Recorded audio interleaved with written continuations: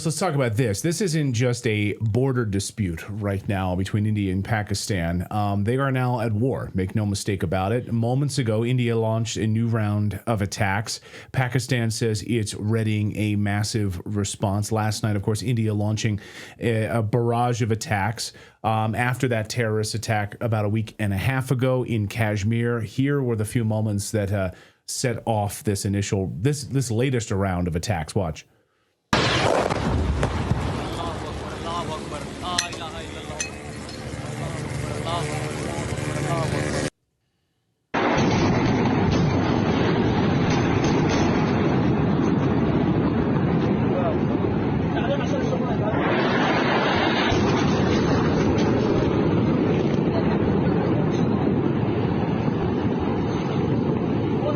Patrick in our chat says it is bad this time. Sylvia says Pakistan is fully controlled by the United States. So a lot of conflicting opinions about exactly what is happening right now and how bad this will actually get. This is decades of tension, pride, nuclear risk all rolled into this. You know that this is Mother's Day weekend, don't you, Clayton? I do. You know, right? So that's why we want to tell you about our friends over at Genucel, because Genucel is homemade by a pharmacist in New Jersey. In fact, just one day, a lady named Phyllis went in and asked the pharmacist for an antioxidant wrinkle cream, and he made it for her. That is the inception story behind Genucel. So she used the cream for 3 days, went to her dermatologist, and the doctor thought she had work done. That's how good it is. Genucel has skincare that is really great for all skin types. Genucel is our favorite skincare here, and we love the under eye serum for bags and puffiness. That really works. This was 25 years ago, and since then, Genucel has shipped millions of orders, and they still have the same philosophy of antioxidants, same natural based, same chef in the kitchen.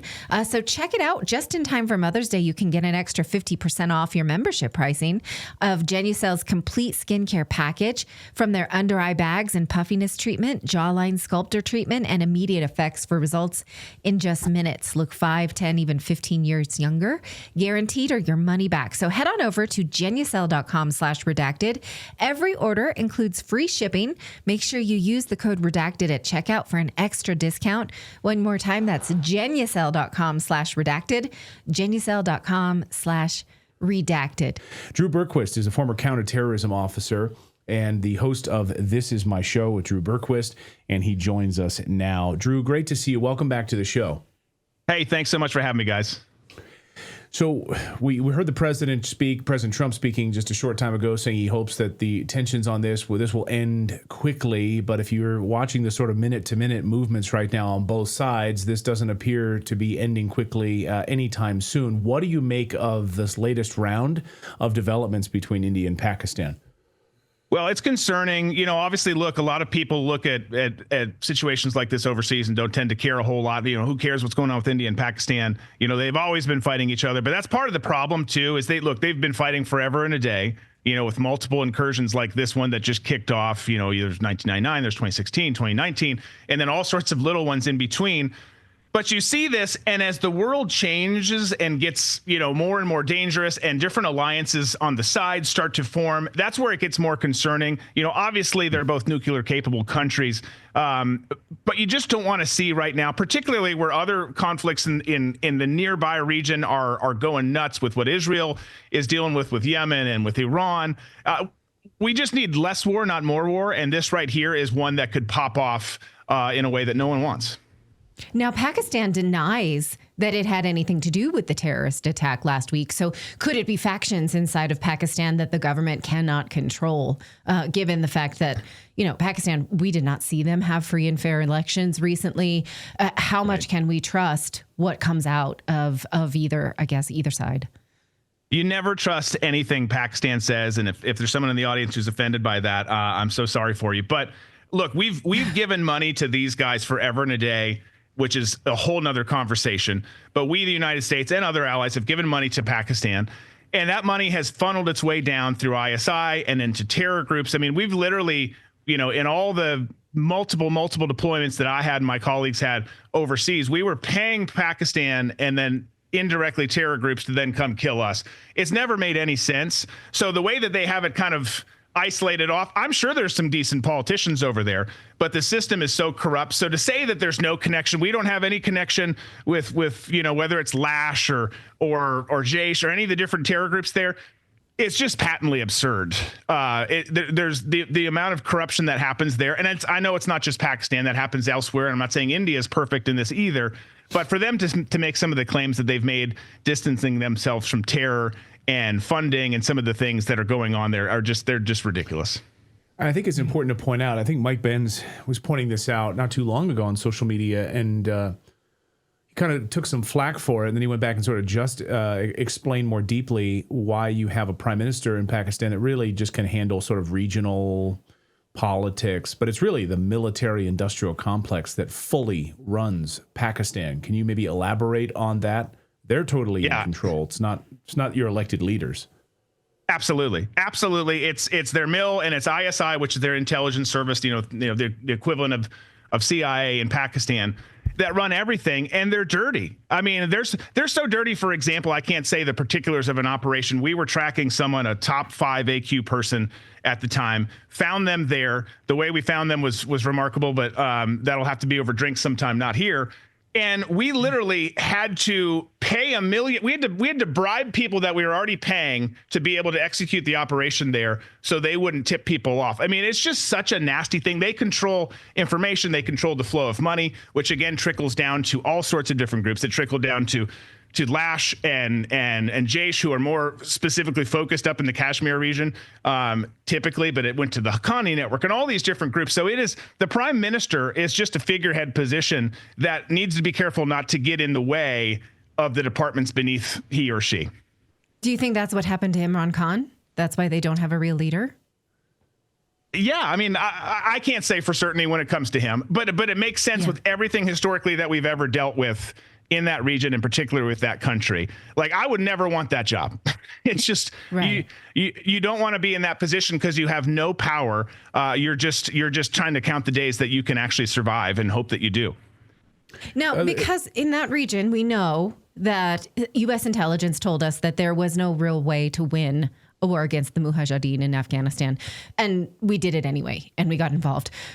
What is the U.S. position here? What should we do? I mean, obviously, no one wants to see nuclear war, but we don't know how. Like, you made the good point. People are like, what do we have to do with it over there? Well, because it's nuclear, right? And because we have interest there. So what should we take from this?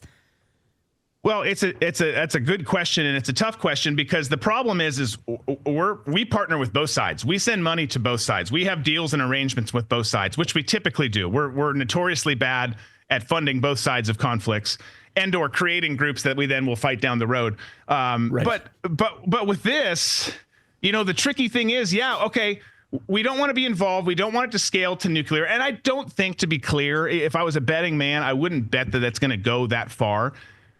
But you don't want to risk it either. But us going there really changes nothing and getting involved. So it's got to be pressure from the big state actors. Putin's come out and said we shouldn't be doing this. Other countries, leaders and brass have come out and said, hey, you guys have got to just chill out over there, because no one wants this.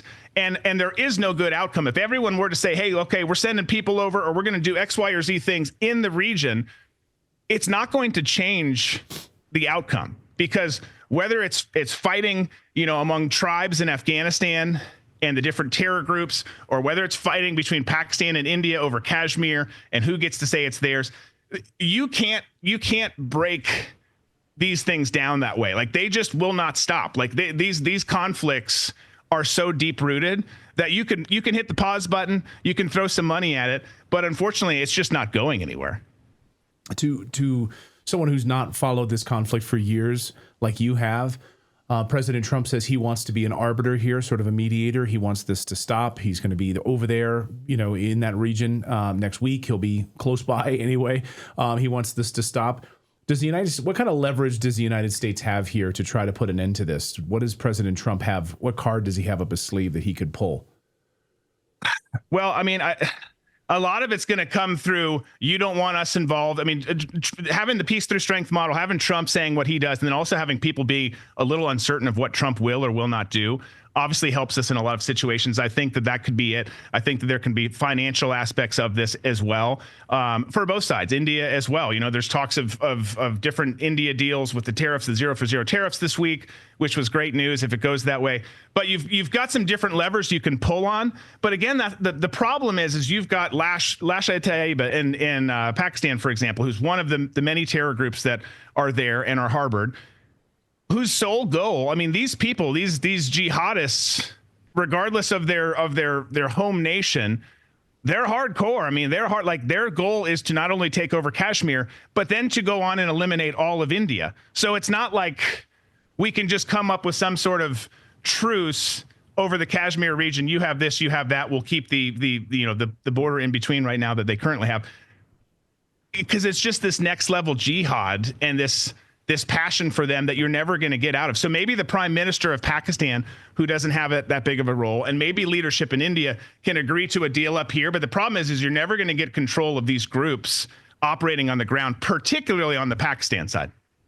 The more you explain this, the more I'm convinced we can't do anything. It's not for the West. There's not even if I wanted to sell this war the way we sold the war in Ukraine, I don't know what the angle would be. So I feel like that's got to be the way we handle this going forward, is we pray, but that's about it. Yeah, well, yeah, absolutely. And that should always be the thing. And I think it's talking to some of the other world leaders too, calling, Vladimir up, calling, Xi up and saying, look, guys, let's all agree this is bad, because if Pakistan and China have a good relationship, India and Russian military have a good relationship, we have a relationship with both. None of us want this to scale. So let's tell them all to chill out, give them some coloring books, go sit in the color, think about what you've done, and let's not let this thing blow up. And if you decide to let it go crazy, just know that we're not coming to save the day and make this all right, because that's where it starts to get really nasty. Is not just the two of them fighting is terrible, and obviously we don't want it to scale to nuclear. But where it gets worse is when alliances and partners come into it, and that's what we want to avoid at all costs. So I think if we say, hey, look, that's just not happening, that's not on the table. So either you can get it together or you don't, but we're not helping. Yeah, the United States may be staying out of a conflict for once. That'd be novel. That'd be exciting. Right? Just about an hour ago, the armed forces of Pakistan say they have been duly authorized to undertake corresponding actions and to respond. So it's a tit for tat right now, and of course we hope that it doesn't spiral into nuclear war. Drew, great to see you. Drew Berquist, always great to see you. Thank you and yes, I would like some drinks sometime, and I'd like to hear about some of these operations. We'll make it happen. Great to see you. Hey, thanks for having me, guys. Take care.